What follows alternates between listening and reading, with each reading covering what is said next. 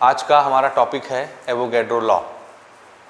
ठीक है, बहुत छोटा सा टॉपिक है, आपके टेक्स्ट बुक में बहुत छोटा सा दिया है एक पैराग्राफ में, लेकिन इसके पीछे स्टोरी बहुत लंबी चौड़ी है। मैं पिछले लेक्चर में बात कर रहा था कि केमिस्ट्री हो या फिजिक्स हो, यहाँ एक ही नियम चलता है कि किसी की थ्योरी देखो, उसमें कुछ गड़बड़ी खोजो और उस गड़बड़ी को सुधार दो और पूरी थ्योरी अपने क्रेडिट में लिखवा लो अपने नाम के ऊपर। यही यहाँ पर भी हुआ, लेकिन बाद में आगे चल के एवोगैड्रो ने बहुत सारा काम किया, साइंस के लिए, केमिस्ट्री के लिए, फिजिक्स के लिए बहुत काम किया। ठीक है, केमिस्ट थे बेसिकली, इटली के रहने वाले थे, इटालियन केमिस्ट हैं एवोगैड्रो।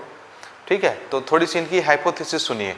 हाइपोथेसिस का क्या मतलब होता है, सबसे पहले तो ये समझो। हाइपोथेसिस, यहाँ शब्द मैंने यूज़ किया है ना, Berzelius hypothesis, Avogadro hypothesis. Hypothesis किसको बोलते हैं? हाइपोथेसिस एक ऐसे स्टेटमेंट को बोलते हैं जिसका कोई सबूत नहीं होता। समझ आया? हवा में तीर छोड़ना। ठीक है ना, हम कोई भविष्यवाणी कर दी कि ऐसा ऐसा ऐसा होता है, आज जब कोई पूछा कि सबूत बताओ, इसका प्रूफ दो, तो नाली ठुस हो गई। ठीक है ना, कोई सबूत नहीं। तो ऐसी स्टेटमेंट को क्या बोलते हैं? हाइपोथेसिस। ठीक है, ओके। यहाँ पर शुरुआत कहाँ से हुई देखिए। अभी तक हम लोग लॉ ऑफ केमिकल कॉम्बिनेशन जान रहे हैं, पांचों लॉ। ठीक है, और हम डाल्टन्स एटॉमिक थ्योरी भी जान रहे हैं। 1808 की बात है, डाल्टन्स एटॉमिक थ्योरी आई। कब आई है? 1808। ठीक है, तो ये अभी समझो वही सन चल रहा है, 1808, 1809, 1810, 1811, वही टाइम पीरियड है। उस समय तक हमको केमिकल कॉम्बिनेशन के कुछ लॉ मालूम थे कि चीज़ें आपस में क्यों कंबाइन होती हैं, किस नियम से कंबाइन होती हैं। ठीक है, 4 लॉ तो हमारे पास मास के लिए थे। ठीक है, एक कौन सा था? पहला law of conservation of mass, दूसरा लॉ ऑफ डेफिनेट प्रोपोर्शन, तीसरा लॉ ऑफ मल्टीपल प्रोपोर्शन, चौथा लॉ ऑफ रेसिप्रोकल प्रोपोर्शन। ठीक है, तो ये 4 लॉ तो मास या एटम के साथ डील करते हैं। और पांचवा जो लॉ बनाया गेल-लुसेक लॉ ऑफ गैसेस वॉल्यूम, वो गैस के वॉल्यूम के साथ डील करता है कि जब भी 2 गैस कंबाइन होगी, सिंपल वॉल्यूम में कंबाइन होगी। अब ऊपर के 4 लॉ ये बताते हैं कि जब भी 2 एलिमेंट आपस में कंबाइन होंगे, वो सिंपल रेशियो में कंबाइन होंगे बाई मास। ठीक है, बाई मास बोलो या बाई एटम बोलो, एटम ही कंबाइन होते हैं ना एक्चुअल में डाल्टन के अकॉर्डिंग। तो जब भी 2 एलिमेंट आपस में कंबाइन होंगे, सिंपल एटम्स में कंबाइन होंगे, सिंपल रेशियो ऑफ एटम या सिंपल रेशियो ऑफ मास में कंबाइन होंगे। और जब भी 2 गैस के एलिमेंट कंबाइन होंगे, वो कैसे कंबाइन होंगे? सिंपल रेशियो ऑफ वॉल्यूम में, वॉल्यूम के सिंपल रेशियो में। सिंपल रेशियो तो समझ रहे हो ना, 1:1, 2:2, ऐसे 2:1, 1, 2, 3, 4, सिंपल होल नंबर। तो बर्जीलियस ने देखा सबसे पहले, एवोगैड्रो से पहले ये आए। बर्जीलियस फ्रेंच के रहने वाले थे आई थिंक। ठीक है, बर्जीलियस ने ये देखा कि देखो हमारे चारों लॉ ये बताते हैं, डाल्टन साहब ये बताते हैं कि जब भी 2 एलिमेंट मिलेंगे हमेशा सिंपल रेशियो में मिलेंगे, by mass, by atom, simple ratio में। और गेल-लुसेक ये बताता है कि जब भी 2 गैस मिलेगी वो सिंपल वॉल्यूम में मिलेगी। एक किस में मिलता है? 2 एलिमेंट मिले तो सिंपल रेशियो में, बाई मास या बाई एटम। और गैस जब भी मिलेगा वो सिंपल वॉल्यूम में मिलेगा। तो उन्होंने देखा कि देखो दोनों चीज़ें तो मिलती हैं ना, रिएक्ट करके तीसरी चीज़ बनाती है, कंपाउंड बनाती है, या फिजिकली मिली और तीसरी चीज़ बनी, कंपाउंड बनी। तो चाहे 2 एलिमेंट मिल के कंपाउंड बना रहा हो या 2 गैस मिल के कंपाउंड बना रहे हो, मिल तो दोनों रहे हैं। और दोनों के मिलने के पीछे नियम क्या है? सिंपल रेशियो ऑफ एटम या सिंपल रेशियो ऑफ गैस, उसका वॉल्यूम, है ना। तो उन्होंने बोला बर्जीलियस ने कि दोनों चीज़ें जब सिंपल तरीके से मिल करके बनती हैं, चाहे मटेरियल बन रहा हो चाहे गैस बन रही हो, सिंपल वॉल्यूम में बनती हैं, हमेशा सिंपल रेशियो ऑफ मास में बनती हैं, तो जरूर वॉल्यूम ऑफ गैस और मास ऑफ एटम के बीच कोई ना कोई कनेक्शन होगा, रिलेशन होगा। किसके किसके बीच? 2 एलिमेंट मिले, तीसरा एलिमेंट बन गया, ये क्या है? मटेरियल। 2 मटेरियल मिले, एक मटेरियल बन गया, तो ये कैसे मिले? By mass. इनका रेशियो कैसा रहता है? मास का या एटम का? सिंपल। सिमिलरली 2 गैस के एलिमेंट मिले, गैस बन गया, तो ये भी कैसे मिलते हैं? सिंपल रेशियो में, लेकिन यहाँ क्या लेते हैं? वॉल्यूम। तो उन्होंने बोला देखो मिलते तो दोनों ही हैं, चाहे एटम मिल के कंपाउंड बनाते हो चाहे गैस मिल के कंपाउंड बनाते हो गैस वाला, सिंपल रेशियो में दोनों मिलते हैं। एक बाई एटम मिलता है बाई मास और एक बाई वॉल्यूम मिलता है, तो इन दोनों का आपस में कोई ना कोई रिलेशन होगा। किसका? मास का और वॉल्यूम का। समझ आया? वॉल्यूम ऑफ गैस और मास ऑफ गैस बोल लो या मास ऑफ एलिमेंट बोल लो, एक ही चीज है। ओके, इनका रिलेशन होगा। अब किसका किसका रिलेशन बना रहे हैं ये? तो आंसर है वॉल्यूम का और गैस के, सॉरी वॉल्यूम का और एटम का, नंबर ऑफ एटम का, वॉल्यूम ऑफ गैस और नंबर ऑफ एटम का। ठीक है। अच्छा, अब इन्होंने नियम क्या बनाया? देखो, नियम ये बनाया, उन्होंने कहा देखो कोई भी गैस लेके आओ, बहुत तरह की गैस होती हैं, hydrogen gas, nitrogen gas, oxygen gas, ammonia gas, ये गैस वो गैस, दुनिया भर की गैसेस हैं। उन्होंने कहा कोई भी गैस लेके आओ, अगर आप उसका फिक्स वॉल्यूम लेते हो, कैसा वॉल्यूम? वॉल्यूम क्या? लीटर, लीटर में नापते हैं ना वॉल्यूम। तो उन्होंने बोला कि हर तरह की गैस लीजिए और फिक्स वॉल्यूम में लीजिए, यानी एक एक लीटर सबको ले लो। एग्जाम्पल के तौर पे जितना वॉल्यूम की गैस आप पहली गैस को ले रहे हो, बाकी के गैसेस का वॉल्यूम भी उतना ही लेना है। तो मैंने कहा मैं पहला गैस 1 लीटर ले रहा हूँ हाइड्रोजन, तो बाकी की गैसेस भी कितना लूंगा? 1 लीटर 1 लीटर 1 लीटर 1 लीटर। समझ में आया यहाँ तक? अब बर्जीलियस ने ये बोला देखो, अगर आप इक्वल वॉल्यूम के अलग अलग गैस लेते हो, 1 लीटर 1 लीटर 1 लीटर 1 लीटर अलग अलग गैसेस, तो उसमें ना नंबर ऑफ एटम सेम रहते हैं। समझ आया कि नहीं आया? बताओ, क्या सेम रहता है? Number of atom. अगर 1 लीटर हाइड्रोजन गैस मैं लेता हूं और उसमें 1 लाख एटम है हाइड्रोजन के, कितने? 1 लाख। तो अगर मैं 1 लीटर नाइट्रोजन गैस लाऊंगा तो उसके अंदर भी कितने एटम मिलेंगे नाइट्रोजन के? 1 लाख। 1 लीटर ऑक्सीजन गैस लूंगा तो उसके अंदर भी ऑक्सीजन के कितने एटम मिलेंगे? 1 लाख। तो अगर सेम वॉल्यूम ऑफ गैस आप लेते हो तो उसके अंदर नंबर ऑफ एटम भी कैसे रहते हैं? सेम। हाँ, शर्त यह है कि टेम्परेचर प्रेशर आपका नॉर्मल होना चाहिए, सिमिलर कंडीशन होना चाहिए हर गैस लेते समय। समझ आया? ऐसा नहीं कि हाइड्रोजन लिए तो टेम्परेचर अलग था, नाइट्रोजन लिए तो टेम्परेचर बदल गया, प्रेशर बदल गया, तो नंबर ऑफ एटम भी बदल जाएंगे। Similar condition of temperature and pressure पर similar volume of gas always contain similar number of atoms. ये कुछ बात समझ में आई या नहीं आई? आया? और इसको उन्होंने अपना हाइपोथेसिस बनाया और प्रपोज कर दिया। सबूत नहीं है किसी चीज का ना, ये हाइपोथेसिस है। कुछ समझ आ रहा है? बोलो। हाँ, तो इनका हाइपोथेसिस हम नोट कर लेते हैं और फिर आगे बढ़ते हैं। लिखिए, इक्वल नंबर ऑफ एटम्स। ठीक है। Equal volume of all gases under normal temperature and pressure या similar temperature and pressure contains equal number of atoms. ठीक है, समझ आया? ये मीनिंग समझ आया जो मैंने अभी समझाया? Equal volume of all gases लेना, यानी हर गैस को कैसे लेना? 1 litre 1 litre 1 litre same volume में। 2 लीटर ले रहे हैं तो सबको 2 लीटर 2 लीटर 2 लीटर। तो हर एक के अंदर नंबर ऑफ एटम कैसे होंगे? सेम। 1 लाख अगर एटम है पहले के अंदर तो दूसरे के अंदर भी 1 लाख ही होगा। ये चीज़ समझ आया आपको? बोलिए, या नहीं आया? आया। अब छोटा सा इसमें एग्जाम्पल देखो ना। उन्होंने बोला ठीक है, देखो हम क्या करते हैं, ये लो भैया हाइड्रोजन गैस ले लिए, इसको किसके साथ कंबाइन करा दिए? क्लोरीन गैस के साथ, और ये क्या बनता है? Hydrogen chloride gas. ये गैस है ना, सब गैस के लिए ये नियम बन रहा है। These all are gases। हो गया। अब हम ये जानते हैं, गैलुसेक ये बताता है कि जब भी गैस कंबाइन होगी सिंपल वॉल्यूम के रेशियो में कंबाइन होंगी, तो इनका जरा रेशियो देखो। वॉल्यूम कितना है इसका? 1 वॉल्यूम ऑफ 1 लीटर, समझ लो वॉल्यूम लीटर से ही एक्सप्रेस होता है। 1 volume of hydrogen gas combined with 1 volume of chlorine gas and it will make 2 volume of HCl gas, hydrogen chloride gas. ठीक है, ये हो गया अकॉर्डिंग टू गैलुसेक। ठीक है। अब वो क्या बोलता है देखो, बर्जीलियस ने क्या बोला कि देखो अगर ये आप 1 लीटर लिए हो तो इसके अंदर जितने एटम होंगे, ये भी 1 लीटर लिए हो तो इसके अंदर भी उतने ही एटम होंगे, और ये 2 लीटर बना है तो इसके अंदर डबल एटम होंगे जितना इसके अंदर है। समझ आया? जैसे इसमें 1 लाख एटम है तो इसमें भी कितने होंगे? ये भी 1 वॉल्यूम है तो 1 लाख, और इसमें 2 वॉल्यूम है तो इसमें कितने होंगे? 2 लाख एटम होंगे, डबल। समझ आ रहा है सिचुएशन? अब कितने, जैसे 1 लीटर मैं हाइड्रोजन गैस ले रहा हूँ, 1 लीटर क्लोरीन गैस ले रहा हूँ, तो उसके अंदर कितने एटम होंगे? प्रैक्टिकली गिनना तो संभव नहीं है कि एटम गिन लो आप, इतना छोटा पार्टिकल होता है एटम, प्रैक्टिकली नहीं गिन सकते।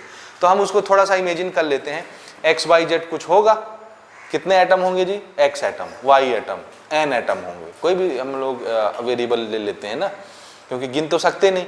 तो हमने क्या बोला, चलो 1 लीटर ऑफ हाइड्रोजन गैस है, उसमें कितने एटम मौजूद होंगे? n atom. समझ आ रहा है? n एटम होंगे। सो इसके अंदर बर्जीलियस ने बोला देखो कितने एटम होंगे? n atoms. 1 वॉल्यूम, 1 लीटर में कितने एटम मान रहा हूं मैं? n atom. Suppose 1 lakh atom है, तो ये भी 1 वॉल्यूम है, तो इसके अंदर भी कितने एटम होंगे? हाँ, समझ आ रहा है ना? Similar volume of gases contain similar number of atoms. तो इसके अंदर भी कितने एटम होंगे? n atoms. और इसके अंदर कितने एटम होंगे? 2n atom. समझ आ रहा है? डबल। बोलो, यहां तक कोई डाउट नहीं है ना? हाँ, अब देखो हम क्या करते हैं, ये n एटम 2n एटम ये बन गया, इसको हम थोड़ा सा सिंप्लीफाई करते हैं। सिंप्लीफाई करने का तरीका देखो, ये 2n है, मैं चाहता हूं ये 1 बन जाए, 1। तो क्या करना है? 2n से डिवाइड। हर एक को हमने 2n से डिवाइड कर दिया, क्योंकि ये इक्वेशन है ना, left hand side right hand side, ठीक। तो इसको भी 2n से डिवाइड किया, इसको भी 2n से डिवाइड किया, इसको भी 2n से डिवाइड किया, ठीक है, सिंप्लीफिकेशन के लिए। क्योंकि एक जैसा एप्लीकेशन तो हम दोनों तरफ लगा सकते हैं ना, LHS RHS में, समझ रहे हो? सेम एप्लीकेशन लगाने से इक्वेशन में कोई फर्क नहीं आता। तो अगर मैं 2n से मल्टीप्लाई भी कर देता तो कोई फर्क नहीं पड़ता इक्वेशन में, क्योंकि दोनों तरफ कर रहा हूँ। 2n से डिवाइड भी कर रहा हूँ तो दोनों तरफ कर रहा हूँ, कोई फर्क नहीं पड़ना। तो देखते हैं डिवाइड करने के बाद क्या बनता है। यहाँ देखो, यहाँ क्या बना? 2n डिवाइडेड बाय 2n कितना आया? 1 एटम, ठीक है। 2n डिवाइडेड बाय 2n कितना हुआ? n कैंसिल हो गया, सिर्फ क्या बचा? 1/2 एटम। यहाँ भी n कैंसिल हो गया, ये भी कितना आया? 1/2 एटम। 1 एटम तो ठीक है, अच्छा लगता है देखने में सुनने में, लेकिन 1/2 एटम क्या चीज है? 1/2 एटम का क्या मतलब है? What is 1/2? Half of 1 atom. समझ आया? और half of atom is not possible. 1 atom तो होता है, 2 एटम तो होता है, आधा एटम होता है क्या? नहीं होता ना। और डाल्टन की थ्योरी ही यहीं तक थी कि सबसे छोटा पार्टिकल क्या होता है? एटम। एटम को तोड़ा नहीं जा सकता, इंडिविजुअल होता है एटम। समझ रहे? तो एटम अगर टूट नहीं सकता तो उससे छोटा एटम तो बन नहीं सकता। 1 एटम को तोड़ के 2 एटम तो नहीं बना सकते ना, आधे आधे एटम। तो हाफ एटम होता नहीं है, अभी भी नहीं होता। एटम तोड़ देते हो तो अंदर क्या मिलता है? प्रोटॉन, न्यूट्रॉन, न्यूक्लियस, और बाहर इलेक्ट्रॉन घूमता है। समझ आया? लेकिन हाफ एटम तो नहीं होता ना, एटम तो सिंगल ही एग्जिस्ट करता है, ठीक है जी। तो बर्जीलियस ने ये जो हाइपोथेसिस बनाया कि अगर हम इक्वल वॉल्यूम ऑफ गैस लें, कोई भी गैस, तो उसमें इक्वल नंबर ऑफ एटम होते हैं, इक्वल नंबर ऑफ एटम। और उसके प्रूफ के लिए जब उन्होंने एग्जाम्पल दिया तो लास्ट में जाके गड़बड़ी कहाँ आ गई कि भैया 1 एटम प्रोडक्ट का तो बनता है, कैसे? जब हाफ एटम 2 रिएक्टेंट के मिलते हैं तब 1 एटम प्रोडक्ट का बनता है, और हाफ एटम तो होता ही नहीं है, इसलिए ये रिजेक्ट हो गई थ्योरी। समझ आया? क्या नहीं होता?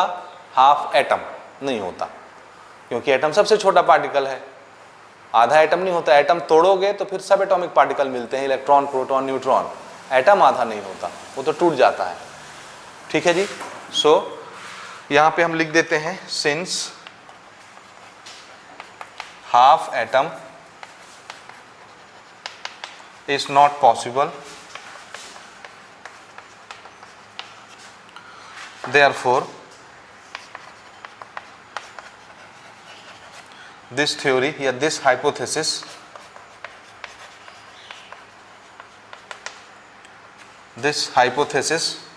was rejected। तो ये वाली थ्योरी रिजेक्ट हो गई, ठीक है। ये समझ आया? हो गया यहां तक? ओके। अब ये सारी चीज, ये फेलियर चीज है ना, फेल हो चुकी चीज। अब ये 1808, 1809, 1810 के आसपास की बात है। 1811 में एवोगैड्रो आए। कब आए जी ये? 1811 में, ठीक। उन्होंने बर्जीलियस की थ्योरी स्टडी की। इटली के रहने वाले थे, इटालियन साइंटिस्ट हैं, इटालियन केमिस्ट। तो बर्जीलियस की थ्योरी उन्होंने रीड की, पढ़ी, स्टडी की, और उसके पहले के लॉ ऑफ कॉम्बिनेशन के नियम, गेलुसेक के नियम, डाल्टन के नियम, उन्होंने एक्सप्रेस किया, स्टडी किया, और उन्होंने ये देखा सब स्टडी करने के बाद इसको, डाल्टन के नियम को, law of combination of gases के नियम को, law of combination of masses के नियम को, जो भी हैं चारों पांचों कॉम्बिनेशन लॉ, और गे-लुसेक का और डाल्टन का, ये सारे नियम कानून पढ़ के उन्होंने एनालाइज किया कि देखो डाल्टन की थ्योरी में बड़ी गड़बड़ी है। वो शुरू के 4 लॉ जो कि मास के साथ डील करते हैं उसको तो एक्सप्रेस कर देता है, लेकिन गे-लुसेक ऑफ गैसेस वॉल्यूम को एक्सप्रेस नहीं कर पाता। समझ आया? वॉल्यूम ऑफ गैस के साथ वो डील नहीं करता, डाल्टन साहब का लॉ। ठीक, ओके। दूसरा चीज उन्होंने देखा कि बर्जीलियस ने बड़ा अच्छा हाइपोथेसिस दिया है कि हम सेम वॉल्यूम वाले गैसेस अगर लेके आते हैं दुनिया भर के, तो उसके अंदर एक जैसे एटम मिलते हैं, सेम नंबर ऑफ एटम रहते हैं, लेकिन प्रैक्टिकली लास्ट में गड़बड़ी हो रही है क्योंकि हाफ एटम आता है और हाफ एटम होता नहीं है। तो चलो इसको थोड़ा सा करेक्ट करते हैं। तो पिछली सारी स्टडी करने के बाद उन्होंने बर्जीलियस की थ्योरी पढ़ी और इसमें थोड़ा सा करेक्शन कर दिया। वो थोड़ा सा करेक्शन क्या है देखो, सेम स्टेटमेंट छापा मारा, जहां एटम था वहां पे मॉलिक्यूल कर दिया, बस। समझ आया? आया कि नहीं आया? तो यहां से मॉलिक्यूल का कॉन्सेप्ट सबसे पहली बार किसने दिया? एवोगैड्रो ने दिया मॉलिक्यूल का। समझ आया? तो उन्होंने क्या बोला, देखो सेम मैं ये यहाँ नोट कर रहा हूँ, आप भी नोट करो, एटम की जगह खाली क्या लिख लेना है? मॉलिक्यूल। तो इसको लिखो, equal volume of all gases under similar condition of temperature and equal volume of all gases under similar condition of temperature and pressure contains similar number of molecule। तो जो इन्होंने बताया था सेम टू सेम इन्होंने भी कह दिया, और सिर्फ क्या बोल दिया कि अगर मैं इक्वल वॉल्यूम के गैसेस लेता हूँ अलग अलग, तो उसमें क्या चीज सेम रहता है? Number of molecule. 1 lakh molecule अगर पहले 1 लीटर हाइड्रोजन गैस में है, तो दूसरे 1 लीटर नाइट्रोजन गैस में कितने मॉलिक्यूल होंगे? 1 lakh. Same number of molecule रहते हैं। ये चीज समझ आया कि नहीं आया? बोलिए। और इससे पहले मॉलिक्यूल का कॉन्सेप्ट किसी ने नहीं दिया था, है ना? मॉलिक्यूल का कॉन्सेप्ट किसी ने नहीं दिया था। और डाल्टन साहब की थ्योरी ये एक्सप्रेस नहीं कर पाती थी कि गे-लुसेक ऑफ गैसियस वॉल्यूम में गैसेस आपस में क्यों कंबाइन होते हैं, गैस आपस में क्यों कंबाइन हो जाते हैं बाय वॉल्यूम। ठीक है ना? क्योंकि उनकी पूरी थ्योरी तो एटम के ऊपर थी, मॉलिक्यूल के बारे में उन्होंने सोचा ही नहीं था। ठीक है? तो इन्होंने मॉलिक्यूल का कॉन्सेप्ट दिया, और इसको एक्सप्रेस करने के लिए देखो यही एग्जांपल हम ले लेते हैं। देखो हमने बोला हाइड्रोजन गैस क्लोरीन गैस से रिएक्ट होती है और क्या देती है? 2 molecule of hydrogen chloride gas. Same यही एग्जांपल है ना? अब मैं इसके कितने वॉल्यूम ले रहा हूं देखो, ये भी 1 लीटर, ये भी 1 लीटर, और ये कितना लीटर बना? 2 लीटर बना, है ना?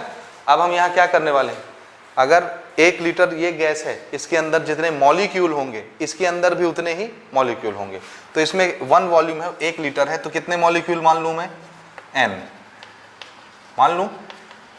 इसके अंदर n मॉलिक्यूल है, तो यहाँ भी कितने मॉलिक्यूल होंगे? बोलो, n मॉलिक्यूल, क्योंकि सेम वॉल्यूम है। और यहाँ कितने मॉलिक्यूल्स होंगे? 2n molecules. समझ आया?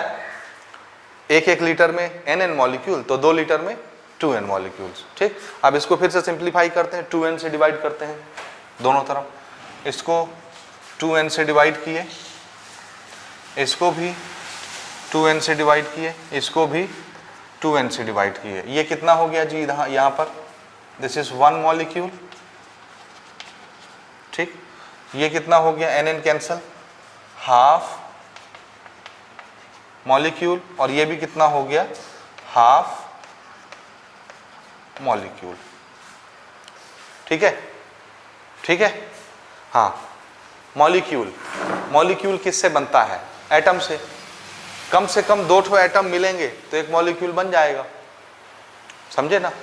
मिनिमम कितने एटम मिलने चाहिए एक मॉलिक्यूल बनाने के लिए? 2 से ज़्यादा भी एटम मिलते हैं तो भी मॉलिक्यूल बनता है, लेकिन मिनिमम मॉलिक्यूल बनने के लिए कम से कम कितने एटम कंबाइन होने चाहिए? 2। तो 2 एटम कंबाइन हुए तो क्या बना? 1 मॉलिक्यूल। और 1 मॉलिक्यूल टूटेगा तो किस में टूटेगा? कम से कम 2 एटम में। नहीं समझे? देखिए फिर से, 2 एटम कंबाइन हुए तो क्या बना? मॉलिक्यूल। यानी 1 मॉलिक्यूल बनाने के लिए कंपलसरी कंडीशन क्या है? कम से कम कितने एटम मिले? 2 तो मिले, तभी 1 मॉलिक्यूल बनेगा। ठीक, अभी 1 मॉलिक्यूल बन गया। अगर मैं इस 1 मॉलिक्यूल को हाफ करूं, तोड़ूं, तो ये किस में टूटेगा? कम से कम 2 एटम में टूटेगा। समझ आया? यानी हाफ मॉलिक्यूल पॉसिबल होता है कि नहीं? होता है, क्योंकि मॉलिक्यूल टूटेगा तो एटम बनेगा, लेकिन हाफ एटम पॉसिबल नहीं होता, क्योंकि जब एटम टूटेगा तो क्या बनेगा? उससे छोटा तो नाम ही नहीं है, सिंगल पार्टिकल का नाम तो एटम ही रखे हैं। तो इसका हाफ पॉसिबल नहीं है एटम का, लेकिन मॉलिक्यूल का हाफ, बोलिए, मॉलिक्यूल का हाफ पॉसिबल है। ठीक है ना? यहां पर छोटा सा नोट लिखो, for one molecule at least 2 atoms combine. Therefore, half molecules exist, यानी होता है, प्रैक्टिकली पॉसिबल है। It gives half molecule exist. It gives one atom. Half molecule का क्या मतलब है? बोलो, 2 एटम मिले, 1 मॉलिक्यूल बना। मॉलिक्यूल को तोड़ दिए तो आधा मॉलिक्यूल आधा मॉलिक्यूल, आधा मॉलिक्यूल क्या है? 1 एटम कम से कम। तो half molecule exist, it gives 1 atom. 1 atom होता है इसका मतलब। तो मतलब ये करेक्ट है। समझ आया? क्या हो गया? ये करेक्ट हो गया। तो ये थ्योरी इनके क्रेडिट में चली गई, और खाली चेंज कहाँ पे किया उन्होंने? एटम की जगह क्या लिख दिया? मॉलिक्यूल लिख दिया, बस। बाकी मेहनत किसने किया था? बर्जीलियस में। लेकिन इनका नाम भी आपकी बुक में नहीं आता है ना? ठीक है, तो ये आप लोग नोट करो।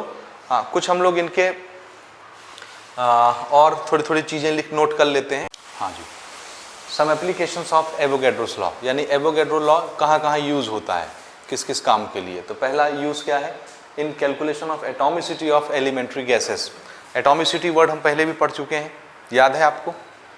जब हम लोग एटम और मॉलिक्यूल डिफाइन कर रहे थे, ठीक है, उसमें हमने एटॉमिसिटी वर्ड पढ़ा है। क्या होता है atomicity? Number of atom present in one molecule of any element और एनी कंपाउंड।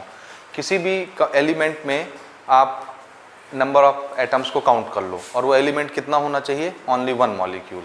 अब मॉलिक्यूल की गिनती कहाँ से हम पहचानते हैं, कहाँ लिखा होता है, एटम कहाँ लिखा होता है, ये सब हम पहले डिस्कस कर चुके हैं। ठीक है, तो किसी एक एलिमेंट में कितने नंबर ऑफ एटम प्रेजेंट हैं, एक मॉलिक्यूल ऑफ एलिमेंट में, 1 मॉलिक्यूल ऑफ एलिमेंट में कितने एटम हैं, वो नंबर ऑफ एटम क्या कहलाता है? उसकी एटॉमिसिटी कहलाता है।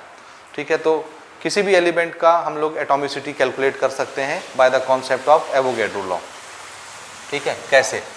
देखिए, in calculation of atomicity of elementary gases, और एटॉमिसिटी क्या होता है? Number of atoms present in 1 molecule of substance.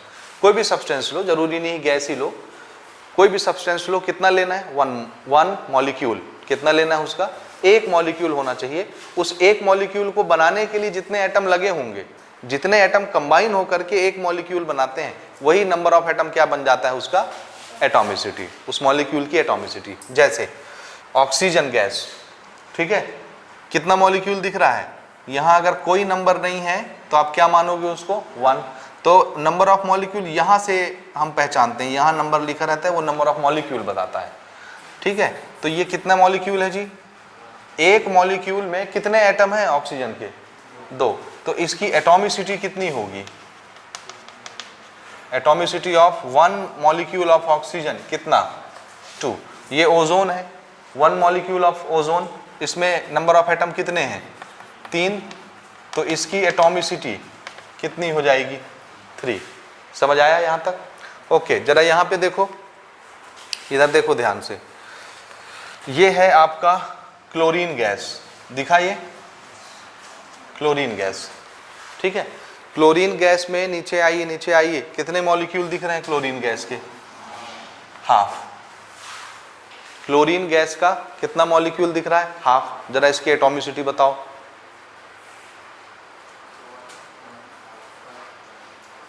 बोलो, ये कितना मॉलिक्यूल दिख रहा है आपको यहाँ पे? 1। हमने इसको डिफाइन किया, अभी ये कितना है? Half molecule. तो half molecule of chlorine gas की एटॉमिसिटी बताइए। मेरा क्वेश्चन क्या है, ध्यान से समझो। मेरा क्वेश्चन है half molecule of chlorine gas, इसकी एटॉमिसिटी बताओ, क्लोरीन गैस की एटॉमिसिटी बताओ, हाफ मॉलिक्यूल है, या मुझे इसको ऐसे लिखना चाहिए, ये हाफ, ठीक है ना। यहाँ सामने हम मॉलिक्यूल का नंबर लिखते हैं ना, किसी भी एलिमेंट के पहले क्या लिखते हैं, मॉलिक्यूल का नंबर। तो ये कितना मॉलिक्यूल दिख रहा है, half molecule of chlorine gas है। बताओ इसकी एटॉमिसिटी कितनी होगी, हाफ मॉलिक्यूल मतलब कितने एटम, 1, समझ आया। लेकिन आप हाफ में, 2 में, 3 में, 4 में नंबर ऑफ एटम काउंट करके एटॉमिसिटी नहीं बता सकते। एटॉमिसिटी बताने के लिए मॉलिक्यूल कितना होना चाहिए, 1 मॉलिक्यूल में जितने एटम होते हैं वो उसकी एटॉमिसिटी कहलाती है। ये क्या 1 मॉलिक्यूल है क्लोरीन, आंसर है नहीं। ये कितना है, कितना है, हाफ। 1 मॉलिक्यूल में कितने एटम होंगे बताओ, सॉरी हाफ मॉलिक्यूल में कितने एटम होंगे, 1। तो इसको कितना बनाना है, कितने मॉलिक्यूल, 1 बनाने के लिए क्या करना पड़ेगा इसको,